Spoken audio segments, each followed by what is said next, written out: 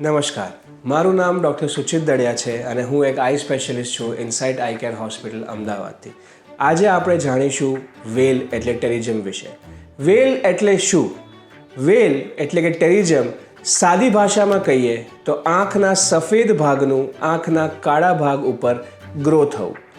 Normally આંખનો કાળો ભાગ એટલે કે કોર્નિયા એક પ્રોટેક્ટેડ સ્ટ્રક્ચર છે.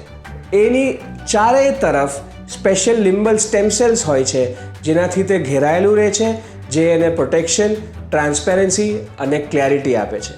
કોઈ પણ કારણોસર જાણે કે માર લાગવો, ઉંમર, અતિશય સનલાઇટ અથવા ડસ્ટમાં એક્સપોઝર હોવો, એના કારણે આ લિમ્બલ સ્ટેમ સેલ્સ ડેમેજ થાય છે, જેનાથી આ સફેદ ભાગને કાળા ભાગ ઉપર પડદાની જેમ ગ્રો કરવાનો મોકો મળી જાય છે અને એને જ વેલ કહેવાય છે. શું આ વેલ ડ્રોપ્સથી નીકળી શકે છે કે એનું ઓપરેશન કરવું પડે, એ આપણે જાણીશું નેક્સ્ટ વિડીયોમાં.